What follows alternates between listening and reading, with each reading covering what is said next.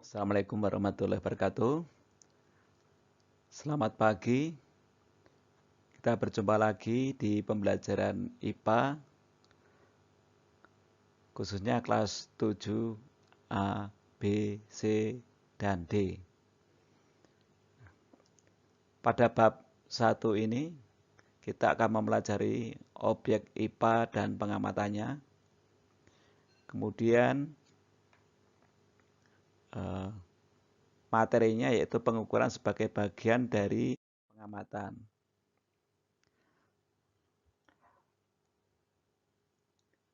Marilah kita awali pembelajaran IPA pada pagi hari ini dengan berdoa bersama-sama.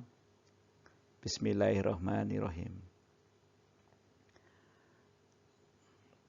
Anak-anak, sehat selalu ya. Semoga kalian selalu mendapatkan rahmat dan hidayahnya, selalu sehat sejahtera, tidak ada kekurangan suatu apapun. Tolong yang tidak bisa hadir pada pagi hari ini diberitahu atau dijapri atau tolong diinformasikan kepada teman-teman yang belum bisa hadir segera mengikuti pembelajaran yang sudah disiapkan. Untuk KD pada kesempatan ini yaitu KD 31 pengetahuan menerapkan konsep pengukuran berbagai besaran menggunakan satuan standar atau baku. Kemudian KD 41 untuk keterampilan menyajikan data hasil pengukuran dengan alat ukur yang sesuai pada diri sendiri, makhluk hidup lain, dan benda-benda di sekitar dengan menggunakan satuan tak baku dan satuan baku. Indikatornya yang akan kita capai yaitu indikator 3.1.4 menjelaskan pengertian pengukuran, 31.5 membandingkan satuan baku dan tidak baku.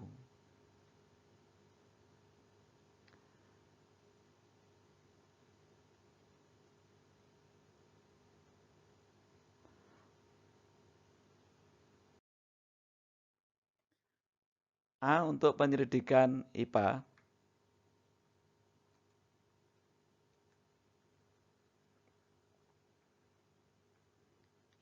A untuk penyelidikan IPA yaitu keterampilan proses dalam IPA. 2. Sikap ilmiah.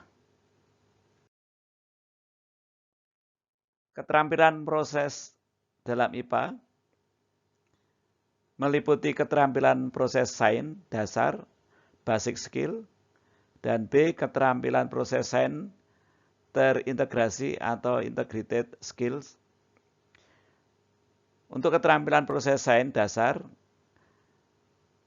keterampilan mengamati, keterampilan mengelompokkan atau mengklasifikasi, keterampilan memprediksi, keterampilan menyimpulkan, membuat inferensi, keterampilan mengkomunikasikan.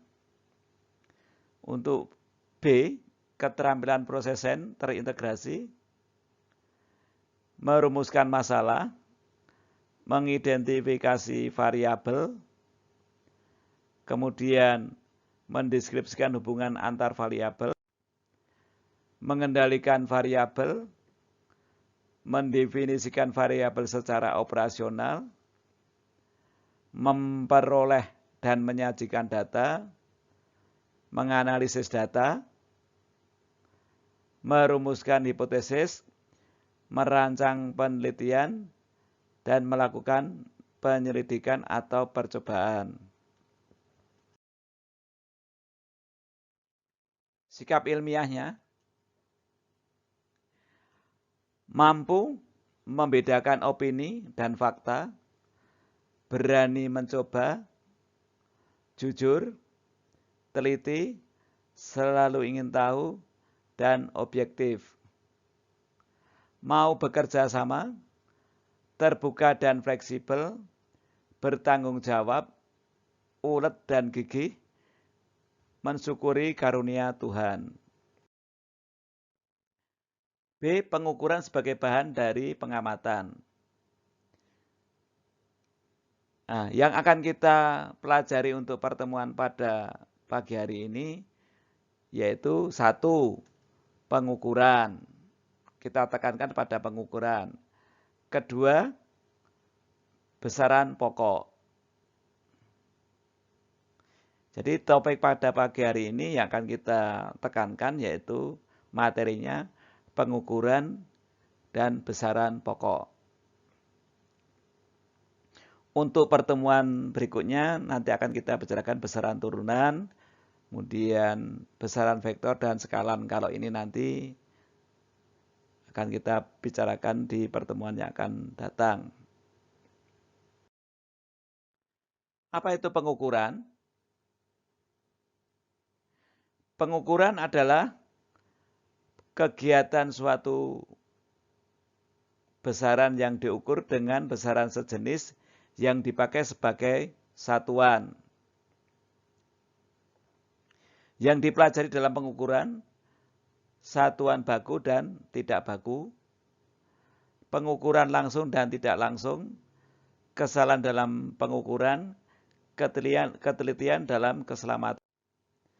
Jadi terutama satuan baku dan tidak baku ini akan kita jelaskan. Kemudian pengukuran langsung dan tidak langsung juga akan kita jelaskan. Ya ini. Satuan baku dan tidak baku.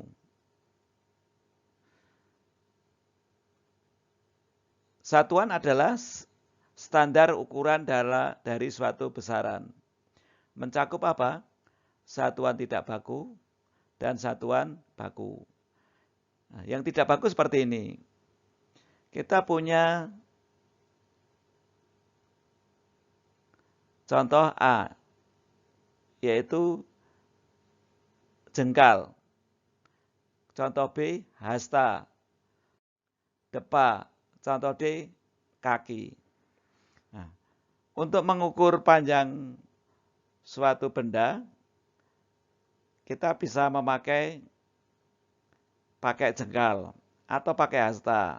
Misalnya kita beli kain, panjang kain berapa? Sekian hasta. Panjang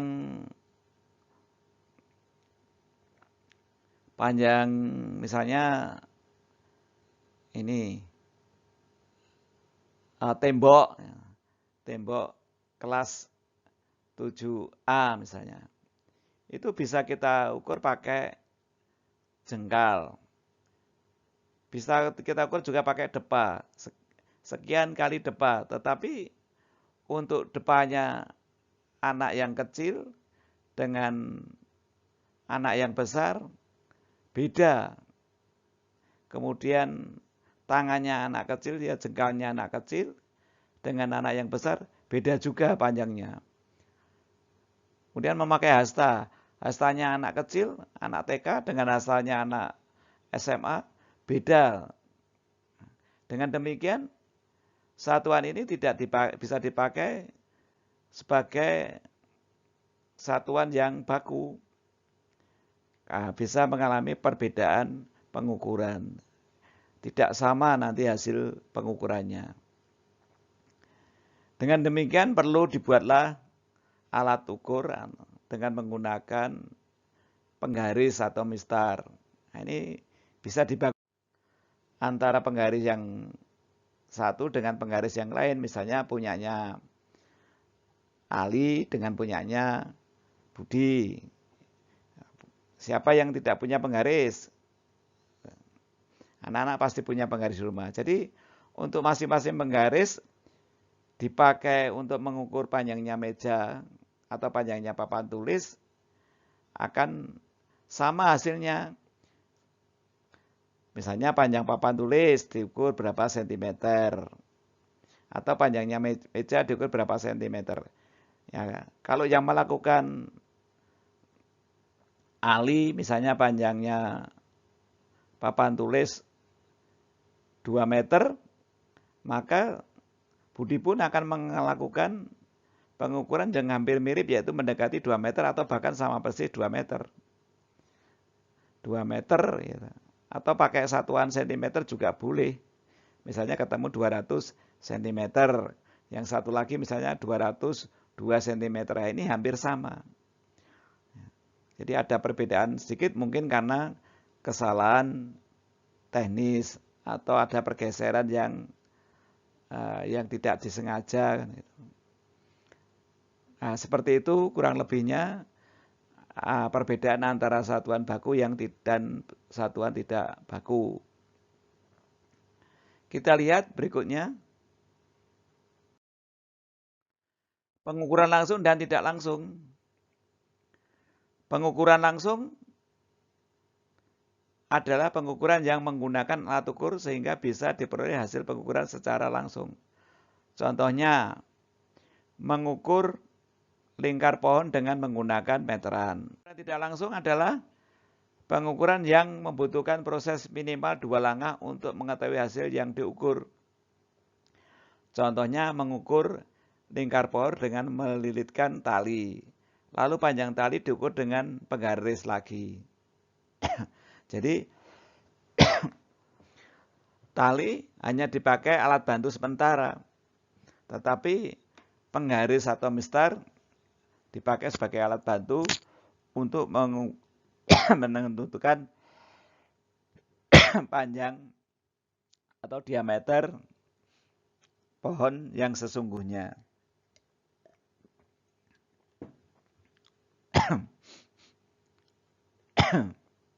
Kita lanjutkan. Sampai di sini mungkin ada pertanyaan? Ya. Tolong nanti kalau tidak tahu bisa ditanyakan kepada Bapak Guru. Ya.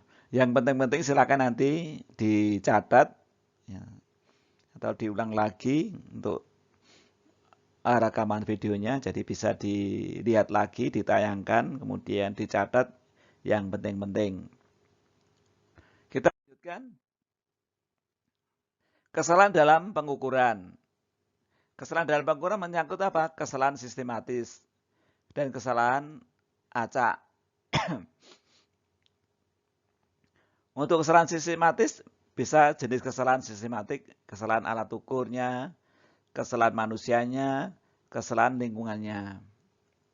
Pengertiannya apa? Kesalahan alat ukur, kesalahan pengukuran yang terjadi disebabkan oleh alat ukur yang digunakan. Bisa alat ukurnya yang salah yaitu, atau tidak sesuai. Contohnya kesalahan kalibrasi.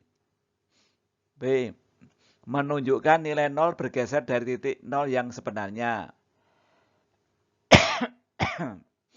Pegas pada neraca pegas melemah sehingga menunjukkan angka oleh jarum menjadi tidak akurat. Ini pada pengukuran beban. Kesalahan manusia, pengertiannya yaitu kesalahan pengukuran yang terjadi disebabkan tidak mengetahuinya cara pengukuran yang benar.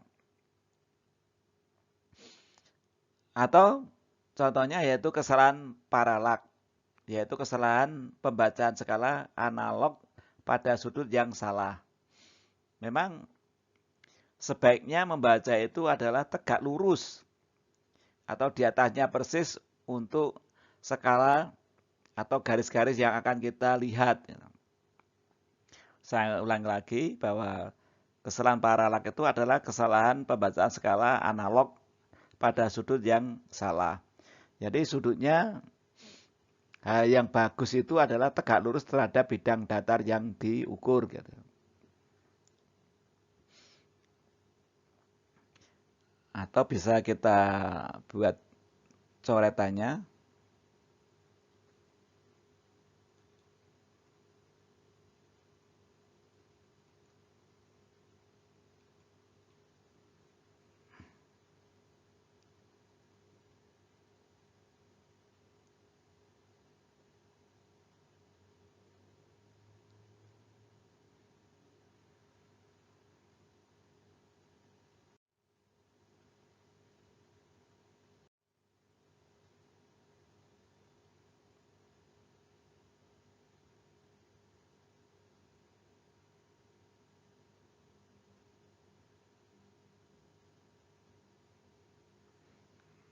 Nah, ini misalnya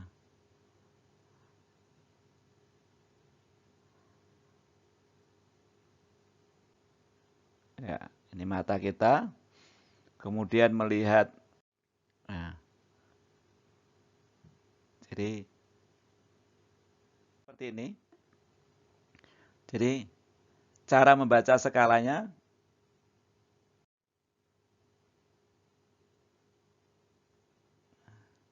nah yang benar seperti ini. Jadi tegak lurus. Jadi ini sudutnya 90.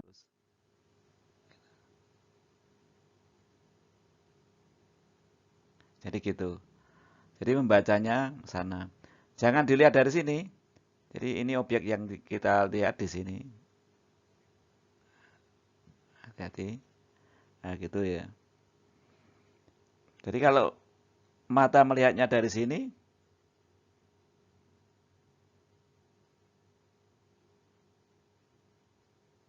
nah itu, kemudian mengarah ke sana, ini salah, ini namanya paralak. Ya, paralak.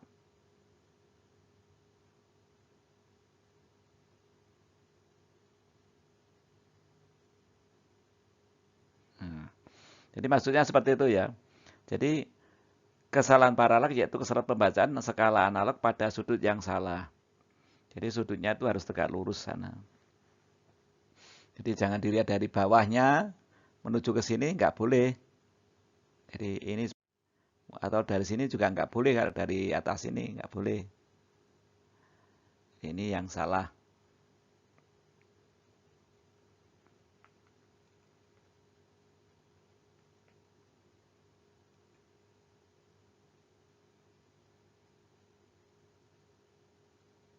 Nah, ini yang benar.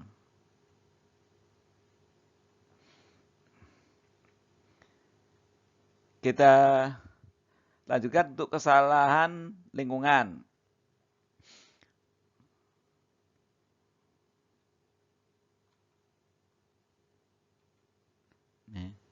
Kesalahan lingkungan, kesalahan pengukuran yang terjadi disebabkan perbedaan lingkungan dengan waktu kalibrasi alat sehingga menyebabkan kesalahan. Contohnya kesalahan saat terjadi perbedaan suhu, tekanan, kelembapan udara, atau percepatan gravitasi dengan kondisi sewaktu kalibrasi. Ya, kan kesalahan faktor lingkungan. Jadi yang sering terjadi ya ini, jadi kesalahan alat ukurnya, kesalahan manusianya, kesalahan lingkungannya. Kesalahan acak, yaitu kesalahan yang terjadi karena kondisi lingkungan yang tidak menentu sehingga mengganggu kerja alat ukur. Sebagai contoh, gerak Brown pada molekul udara, fluktuasi atau naik turunnya tegangan listrik, dan deru atau noise elektronik yang bersifat acak dan suka dikendalikan. Nah, kita bisa membayangkan, jadi kalau uh, apa? Kalau geraknya itu bisa naik turun atau ke kiri ke kanan, kadang-kadang sulit kita untuk menentukan mengukurnya kan gitu. Bisa mengukur. Nah, termasuk tegangan. Tegangan kalau tidak stabil ya kadang-kadang di bawah 220 volt misalnya, kadang-kadang 190 misalnya atau 210. Nah, ini kan kadang-kadang juga sulit kita untuk bisa memastikan berapa tegangannya. Ini termasuk kesalahan acak. Untuk noise itu kebisingan atau derau. Itu juga bisa menimbulkan kesalahan, kadang-kadang naik atau kadang-kadang frekuensinya tinggi atau mungkin suaranya kenceng atau suaranya kurang kenceng atau keras atau lemah kan itu. Keras atau tidak keras ini juga bisa menimbulkan kesalahan acak. Maka biasanya dilakukan pengukuran berulang kali sampai ditemukan kurang lebih atau rata-rata pengukurannya yang benar sekian misalnya. Kita lanjutkan. Ketelitian dan keselamatan kerja. Ketelitian pengukuran di berbagai bidang berperan penting dalam menjamin keselamatan dan kesehatan manusia. Contohnya, ketelitian perhitungan dan pengukuran seorang teknik sipil untuk mendirikan sebuah bangunan serta ketelitian dan keselamatan kerja di laboratorium. Ini sangat penting sekali untuk menjaga kelangsungannya, menjaga kesehatannya, menjaga keselamatannya. Jadi memang harus teliti supaya tidak menimbulkan faktor-faktor atau sesuatu yang tidak diinginkan. Karena akan merugikan orang lain juga. Misalnya ini bagian teknik sipil, yaitu teknik bangunan gitu. Kalau perhitungannya nggak teliti, maka dampaknya apa? Ya gedungnya akan mudah rusak. Kalau gedungnya mudah rusak, ya, nah, nanti bisa berbahaya juga. Kemudian juga kerja di laboratorium, kalau perhitungannya atau ketelitiannya kurang bagus, kemudian cara kerjanya tidak bagus juga, ini juga membahayakan lingkungan. Sampai di sini ada pertanyaan? Tolong nanti dicermati. Ya. Yang mau tanya boleh chatting atau WA. Kita lanjutkan. Yaitu besaran pokok. Ini besaran pokok ada 7. Mungkin di pertemuan yang telah lalu yaitu sudah disampaikan oleh Bapak Guru atau Pak Udin, yaitu ada berapa macam besaran pokok tadi? 7 ya. Masih hafal? Panjang, waktu, suhu, kuat arus listrik, intensitas cahaya, banyaknya molekul zat. Ingat-ingat ya, jadi ada 7 besaran pokok. Satuannya apa? Panjang satuannya meter. Massa satuannya kilogram. Waktu satuannya sekon atau detik. Suhu satuannya Kelvin. Kuat arus listrik ampere. Intensitas cahaya kandela. Banyaknya molekul zat mol. Satuan dari panjang apa? Meter. Disimbolkan dengan huruf M. Massa kilogram dengan simbol Kg. Waktu sekon dengan simbol satuan S. Suhu Kelvin, simbol satuannya K. Kuat arus listrik ampere, simbol satuannya A. Intensitas cahaya atau kandela, simbol satuannya CD. Banyaknya molekul zat mol, simbol satuannya mol. Ya. Alat ukurnya untuk panjang itu alat ukurnya bisa mistar, jangka sorong, mikrometer, skop. Kalau massa alat ukurnya ya neraca atau timbangan. Kalau waktu alat ukurnya apa? Jam, stopwatch. Nah ini ada contoh yang warnanya kuning ini adalah namanya jangka sorong ini. Jadi ini apa anak-anak? Ini jangka sorong gitu ya. Ini jangka sorong. Kemudian yang bagian kanan ini, nah, ini namanya mikrometer skop.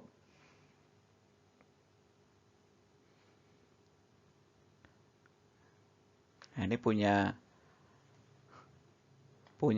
ketelitian yang berbeda.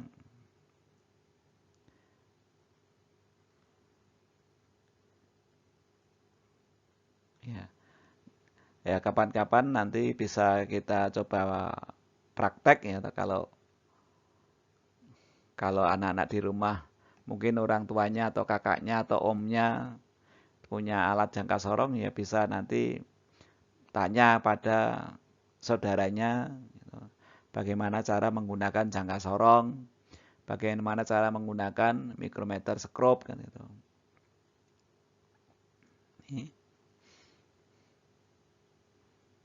Sekali lagi tolong ini dimengerti, dipahami, dicatat di dalam buku catatan kamu dan dihafalkan gitu. Syukur-syukur anak-anak bisa ini menggunakan alat ukur jangka sorong maupun mikrometer. Kita lanjutkan. Ya. Tadi sudah ini ya besaran pokok dan satuannya. Ini hanya saya perbesar lagi. Ya. Ini rahang bawahnya. Ini untuk mengukur diameter luar. Misalnya suatu sekrup. Ini diameternya berapa? Yang bagian luar ini. Dari ujung sisi kiri dan ujung sisi kanan gitu. Ini kita tempelkan. Kemudian kita lihat ini 0, 1, 2. Ini 3 cm. Ini skala utama.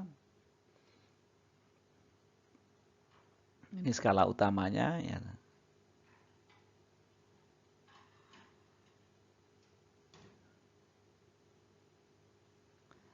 Ya, jadi seperti itu nanti kita lihat bagian mana yang ini berimpit antara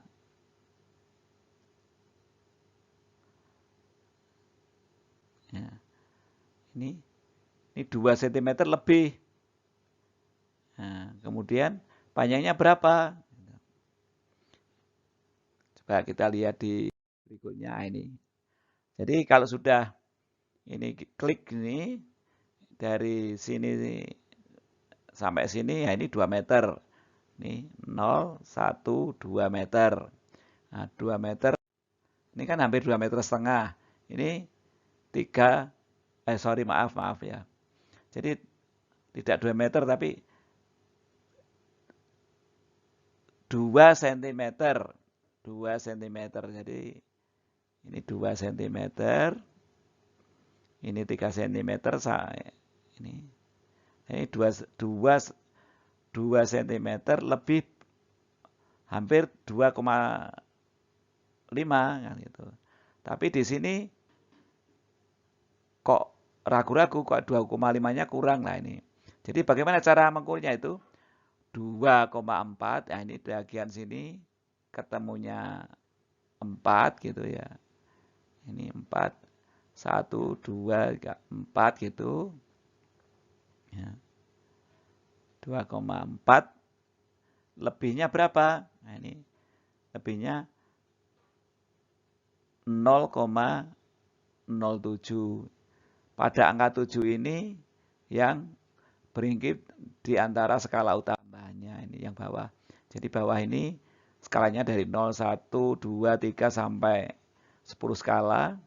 Ya, kembali 0 lagi itu berarti ini enggak 10-nya itu ya. 10 skala ya. Jadi saya ulangi 2,4 di 2,4 cm gitu kan. Ditambah 0,07 cm. Berapa? Ya 2,47 cm. Jadi sekali lagi satuannya dalam cm. Begitu cara menggunakan jangka sorong. Yang tidak jelas boleh tanya nanti. Silakan di chat.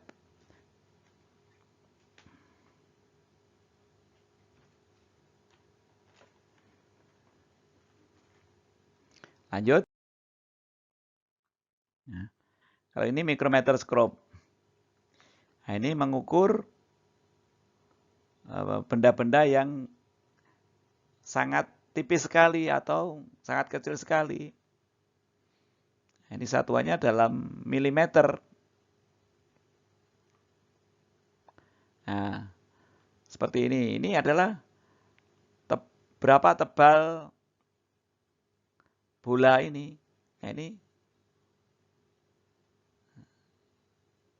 0, 10 mm gitu atau 1 cm. Lebihnya berapa? Nah, ini. Lebihnya berapa? Jadi kurang lebih seperti itu. Bagian-bagiannya rahang tetap, rahang geser ini bisa digeserkan. Mur pengunci ini skala utama, ini skala noniusnya. Kemudian ini roda bergiginya. Ini selubung luar, ini bagannya gitu. Coba kita lanjutkan. Nah, ini. Ya. Jadi lain kali akan kita coba menjelaskan gitu bagaimana cara menggunakan micrometer scope dan cara menghitungnya. Memang ya kalau kita sering belajar, sering membaca, sering berliterasi, ya insya Allah lama-lama akan bisa. Kita tuliskan di sini langkah-langkahnya, bagaimana cara membaca jangka sorong. Ini skala utamanya. 2, 3, 4 cm gitu ya. Terbentuk garis lurus di sini. Ini skala noniusnya atau skala Vernirnya. Perhatikan hasil pengukuran di atas. Cara membaca jangka sorong untuk melihat hasil pengukuran hanya dibutuhkan 2 langkah pembacaan. 1. Membaca skala utama. Lihat gambar di atas. 21 mm atau 2,1 cm garis merah. Ini 2,1 ya. Ini 2,2, 2,3, 2,4 ya. Dan seterusnya sampai 2,9 dan seterusnya 3 dan seterusnya gitu. Merupakan angka yang paling dekat dengan garis 0 pada skala Vernir persis di skala kanannya, di sebelah kanannya. Ini. Jadi skala utama yang terukur adalah 21 mm atau 2,1. Ini ya sekali lagi ini 2,1 di sebelah nolnya ini. Jadi mau sejajar dengan nolnya tetapi kurang berarti ini lebih 2,1 cm lebih berapa. 2. Membaca skala Vernir. Lihat gambar di atas dengan seksama. Terdapat satu garis skala utama yang tepat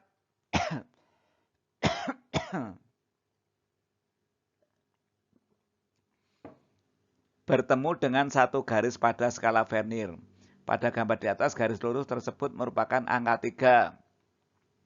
Nah, ini pada angka 3. 0, 1, 2, 3.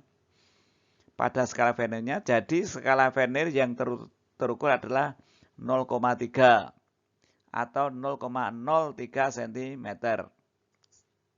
Jadi 0,3 mm atau 0,03 cm.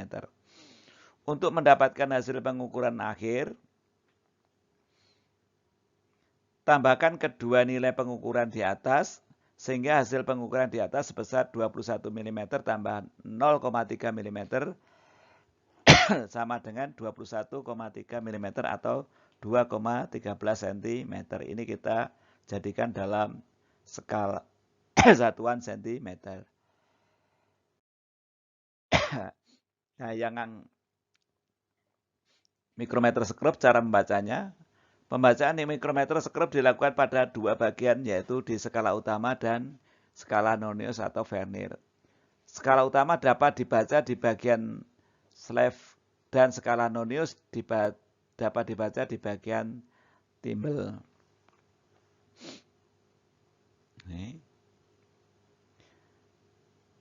Ini yang utama yang ini yang vernier. Yang utama berapa ini? 5,0. Yang ini 0,5 ditambah 0,28. Ini 20, 21, 22, 25, 26, 27, 28, 29. Tetapi yang lurus dengan utama adalah pada posisi 0,28. Jadi 5,0 ditambah 0,5 ditambah 0,28.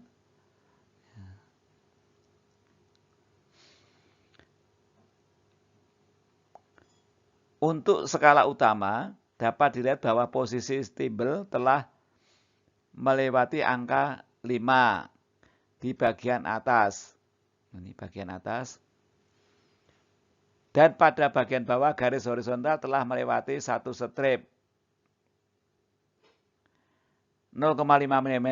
Artinya pada bagian ini didapat hasil pengukuran 5 ditambah 0,5 mm atau 5,5 mm.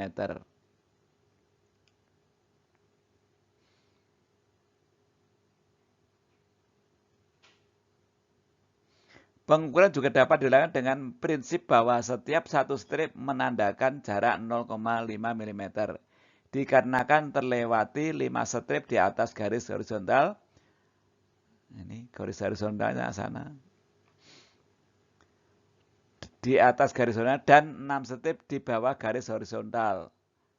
Maka total jarak adalah 5 ditambah 6 kali 0,5 mm atau 5,5 mm.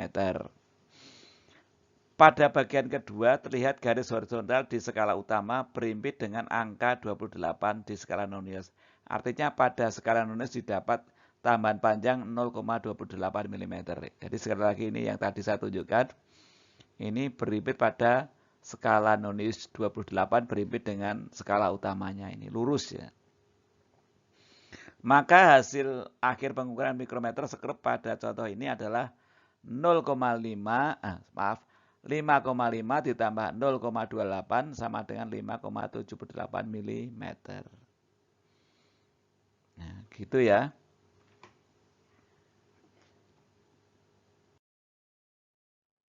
Berikutnya contoh soal. Ini contoh soal. Silakan ini dicatat contoh soalnya, ditulis di dalam buku catatan kamu. Dalam ilmu astronomi, jarak dinyatakan dalam satuan angstrom atau SA, tentukan dalam satuan kilometer. Jika A, jarak matahari dan planet Mars 1,5 satuan angstrom.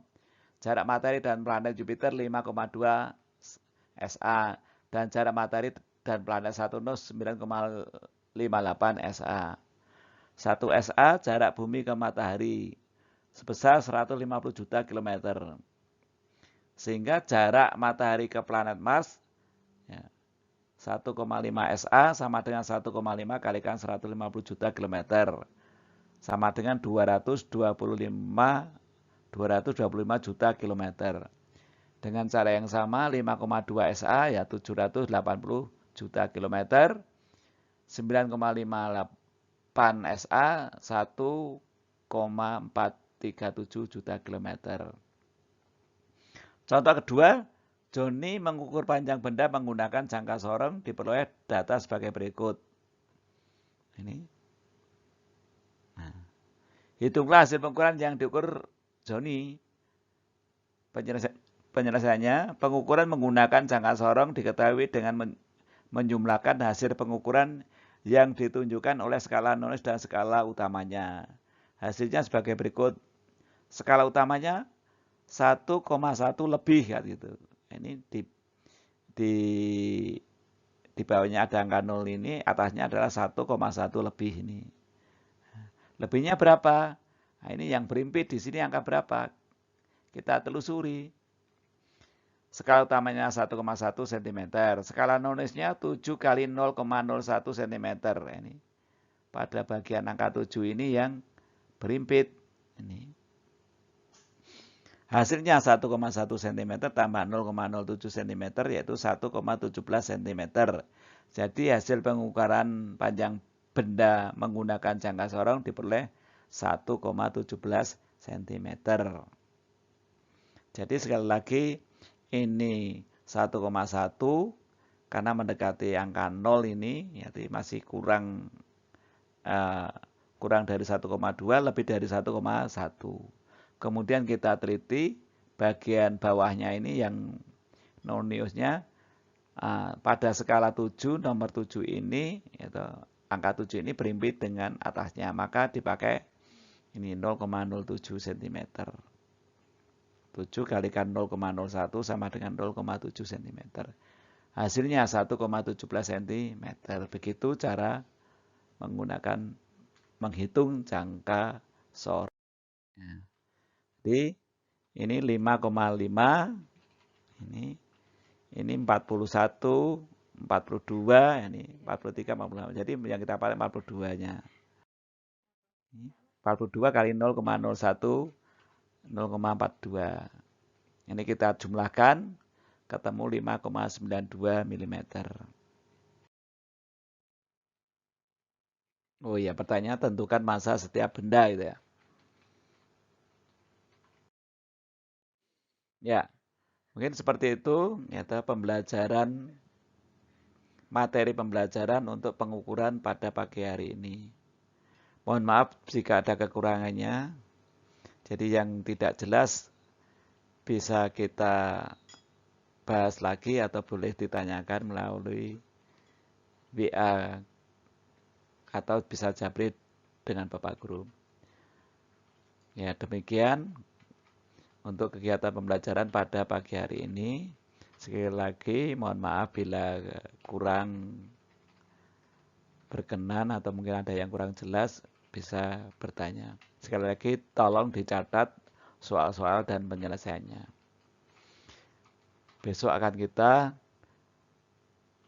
coba untuk pembahasan berikutnya dengan latihan-latihan berikutnya.